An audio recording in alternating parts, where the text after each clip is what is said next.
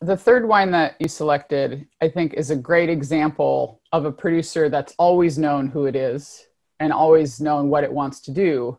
You know, we've talked about producers and how they evolve over time, but Smith-Madrone, the third wine you picked, you know, Smith-Madrone gets started in the 1970s, two brothers that move into the mountains and start making Cabernet, Chardonnay, and Riesling. They actually dallied with Pinot for a while, you know, as many people do. But but there's this way in which Smith-Madrone is this stalwart, you know, just this committed. They've always been committed to this like fresher, lighter, honest sort of approach to winemaking. But they're an interesting even though they're speaking from this position of clearly asserting the kind of wine they believe in, they end up, I think, being an interesting point of conversation in relation to Napa Valley more broadly. Yeah. Could you speak to, you know, why this wine, you know, what is it about this wine that stood out to you? So I'd kind of sort of heard of Smith-Madrone before. And then maybe a couple of months back, I got sent a bottle of the this particular wine, the 2015 Cabernet Sauvignon. And I was like, so, wow, this is what excites me about Napa Valley and Napa Valley Cabernet Sauvignon in particular, because it's such a distinctive wine. It's got so much character and poise, and I just love those aromatics. This is like it's essence of Cabernet. It's got the sort of blackcurrant bud. It's got some savory notes. It's got just the tiniest hint of mint, I think, as well, and these dried herb characters. It's almost like a Mediterranean version of Cabernet, Mediterranean climate version of Cabernet. But there's no excess there at all. It's this beautiful fusion of all these elements that and it's fabulously aromatic. And then in the mouth,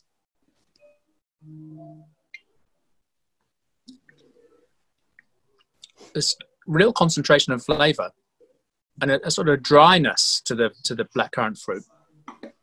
But also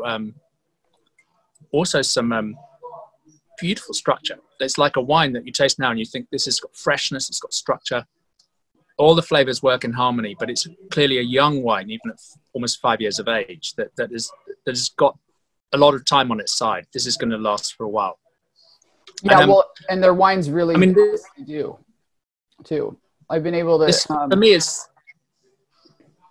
for me, it's so exciting because it's like, you know, you sell this confidence, and it's not spoofy at all. It's not overripe. It's not trying to seduce you with sweetness. It's not trying to seduce you with oak. It's about it's almost like a really intelligent interpretation of the place. I've been up Springer Mountain a couple of times, and you see that place, and you think this wine speaks to me of that place, I think.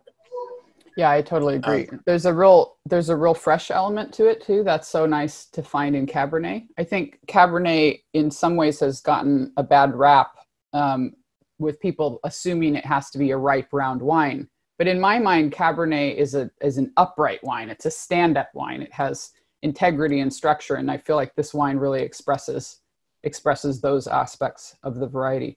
The other thing about so Cabernet does have a mid-palate hole, but it's interesting. This has got, I think this, if I'm correct in thinking, this is around 16% Cabernet Franc as well. Yes, so it's which primarily fills in that hole a little bit, but also it has a little austerity to it, you know, which I think is appropriate for this sort of wine, you know.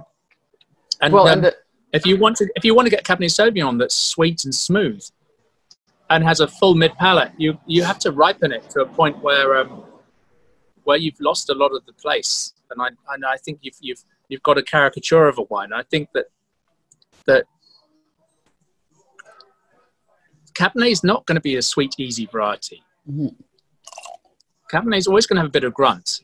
That's why we love it. When you see the vines and you see those relatively small berries with open clusters, you know Cabernet is going to be reasonably tannic and quite grunty, and that's why people love it.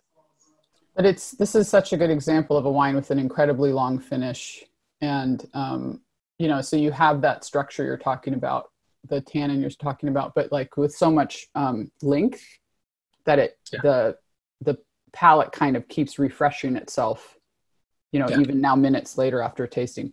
The thing too about this wine is I think it's important to, you know, you talked about how California has been a leader around the world in the conversation around ripeness and around intervention. But I think this wine also points out that California really is the place that established the idea of mountain Cabernet.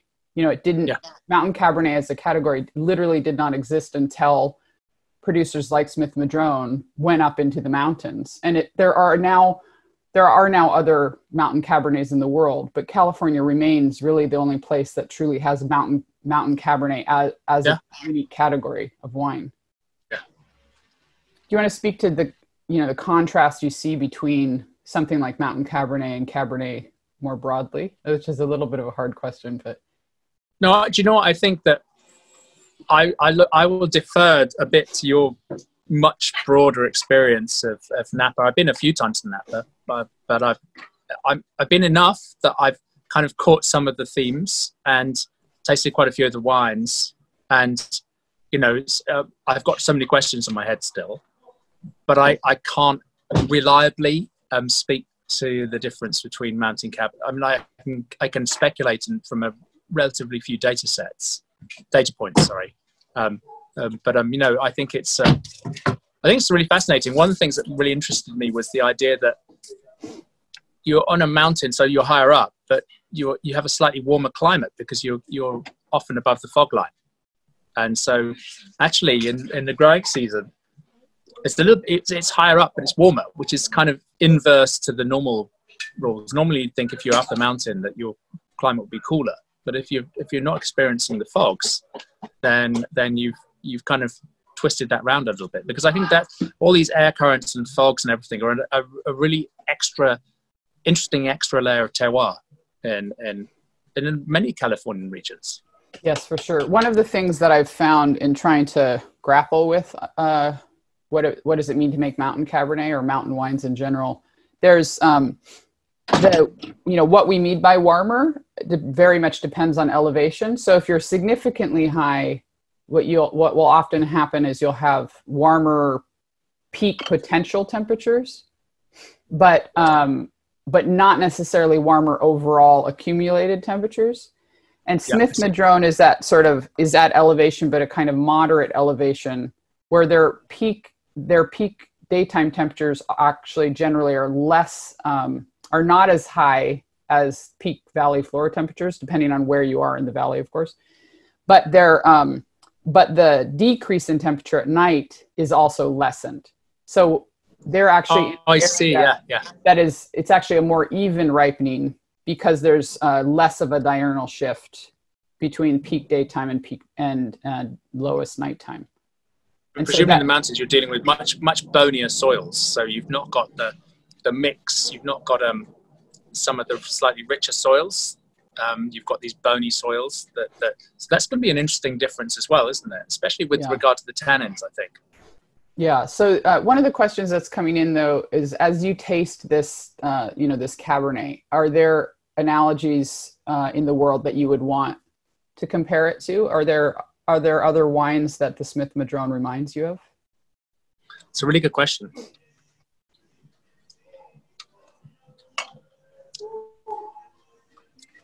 So first of all, I'm never going near Bordeaux for this. It's just a different wine, different climate, different, totally different. I really like this. I like this a lot more than most Bordeaux, to be honest. It's just because what I quite like is the focus, the aromatics, and then that beautiful structure and everything working in harmony.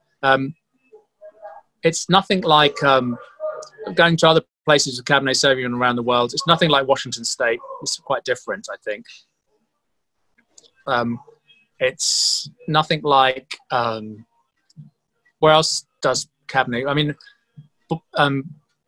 you've got Coonawarra and Margaret River in Australia, the two main Cabernet regions there. And there's a little bit of similarity maybe a little bit of similarity between some of the good examples from Margaret River in particular, because there can be this taut character with quite ripe fruit, because this is, yes, 14.3% alcohol. It's not like a shy wine, but it doesn't taste ripe at all. Physiologically, it tastes quite crunchy and fresh. Let's think. I mean, I remember there was a wine from Provence called Domaine du Baroel that I used to, when in my early wine drinking career. It was like a warm climate Mediterranean Cabernet that was picked so early that you had to wait 20 years to drink it. It was like, but it was beautiful, but it was just an immortal wine. And so I think some of that compression and structure reminds me of this a little bit. So the warmer climate, but picked really the right time.